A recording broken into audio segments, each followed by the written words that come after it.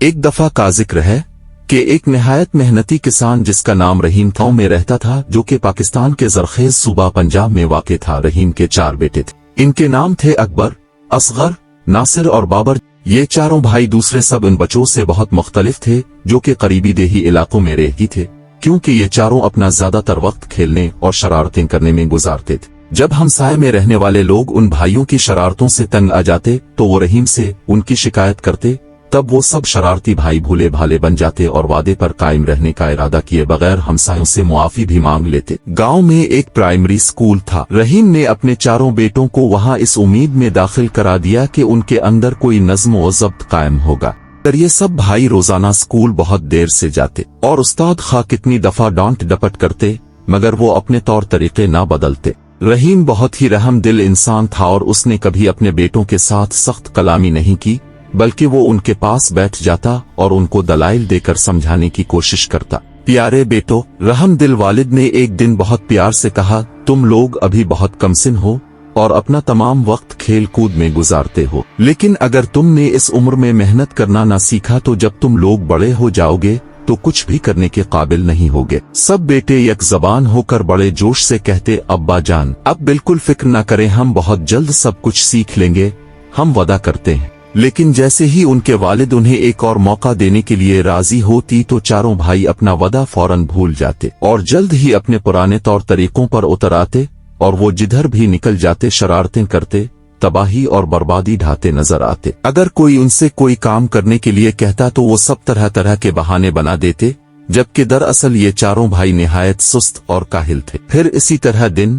مہینے اور سال گزر گئے اور یہ چاروں بڑھ کر جوان ہو گئے۔ انہوں نے پڑھنا لکھنا بالکل نہ سیکھا اور نہ ہی انہوں نے کھیت پر کوئی کام والد کی مدد کے لیے کیا۔ وہ ہمیشہ ایک دوسرے کو اپنی من گھڑت فضول باتوں اور مشکلات کے لیے الزام دیتے رہتے اور ان میں سے کسی ایک نے بھی کبھی ایک دفعہ بھی اپنے برے طور طریقے کی ذمہ داری قبول نہیں کی۔ آخر رحیم ایک ضعیف اور بوڑھا آدمی ہو گیا، مگر وہ پھر بھی کھیت پر سارا دن خود اکیلا ہی کام کرنے پر مجبور تھا۔ یہ کام ایک بوڑھے آدمی کے لیے بہت محنت کا تھا اور رحیم کو وہ دن بہت مشکل لگنے لگے تھے۔ فصل کی پیداوار کی کمی آ گئی اور اس کے ساتھ ہی اس دولت میں بھی جو کہ وہ فصل کو منڈی میں بیچ کر حاصل کر سکتا تھا۔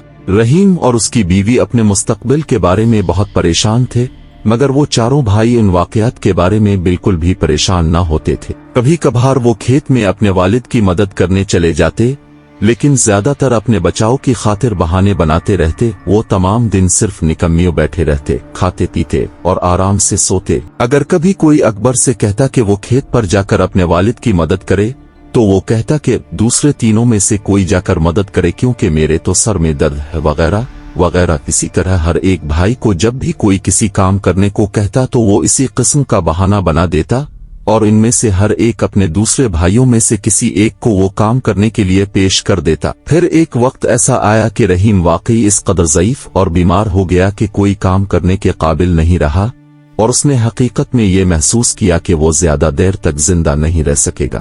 رحمدل باپ اپنے ناکارہ بیٹوں کے بارے میں بہت فکر مند ہو گیا اور اس کے دماغ کو بہت سے مشکل سوالات نے گھیر لیا۔ اسے یہ نہیں معلوم تھا کہ جب وہ نہیں ہوگا تو ان کا کیا ہوگا۔ انہوں نے کوئی ہنر نہیں سیکھا تھا، اس لیے وہ اپنے لیے روزی کر سکیں گے۔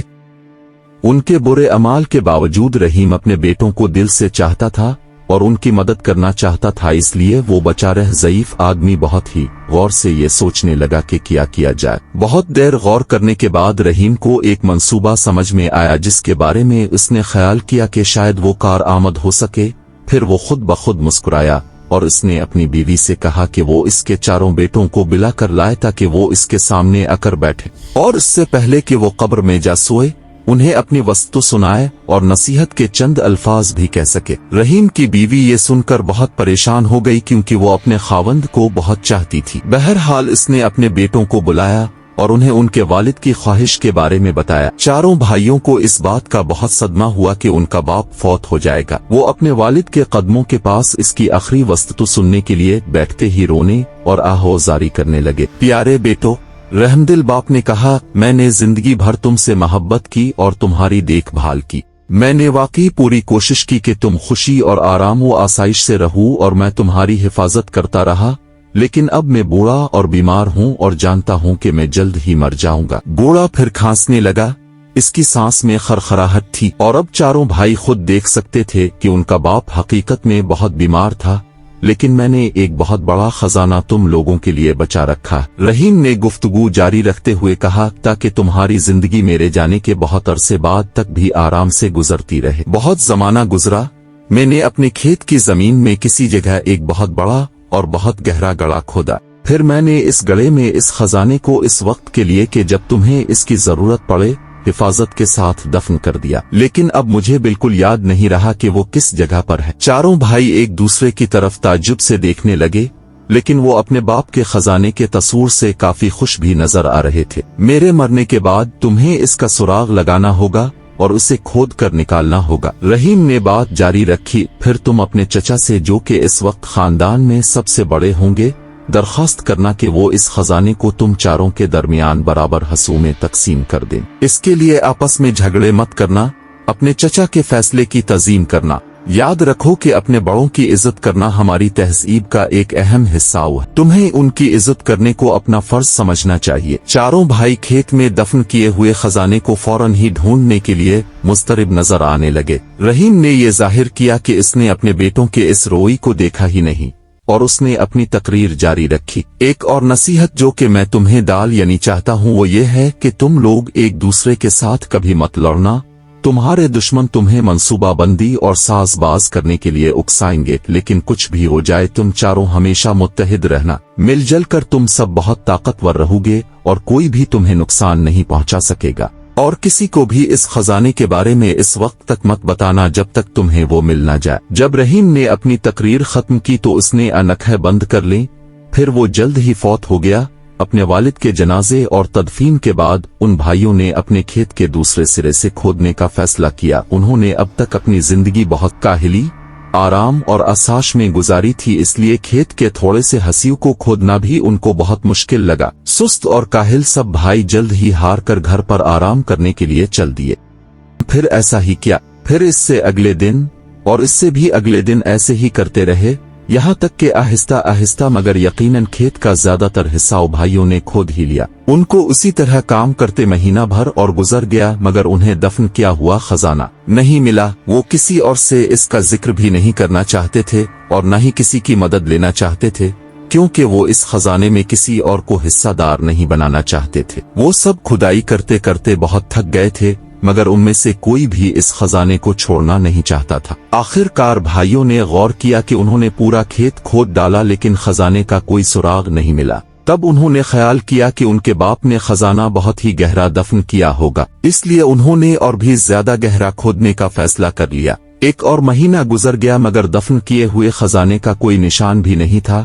سارا کھیت اب پوری طرح نیچے سے اوپر ہو چکا تھا اور ہمسائے بھی ان بھائیوں کی محنت پر رشک کرنے لگے تھے۔ آخر کار چاروں بھائیوں نے دفن کیے ہوئے خزانے کو کبھی بھی پا لینے کے خیال کو ترک کر دیا، مگر یہ دیکھ کر کہ انہوں نے کھیت کو اتنی اچھی طرح تیار کر لیا تھا، اس لیے انہوں نے وہاں پر اس موسم میں گیہوں کی کاشت کرنے کا فیصلہ کر لیا۔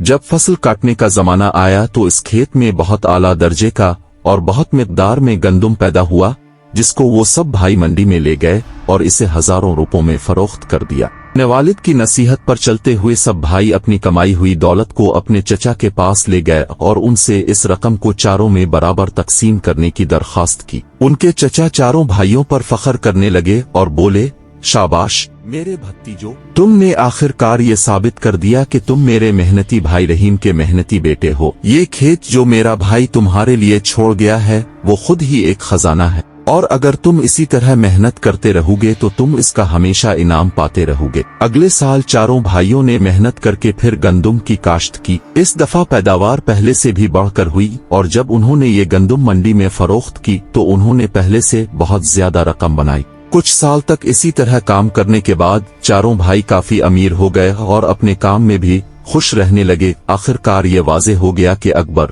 اصغر، ناصر اور بابر نے دفن کیے ہوئے خزانے کے معاملوں کو حل کر لیا کہ اصل خزانہ تو محنت اور ترتیبی نظام کا صلہ تھا۔ چاروں بھائی اپنے والد کی ہوشیاری اور دور بینی پر فخر کرتے تھے، کیونکہ صرف وہی تھا کہ جس نے ان کو محنت، نظم و ضبط، اتحاد اور اپنے بڑوں کی تعظیم کی فضیلت کا سبق دیا تھا۔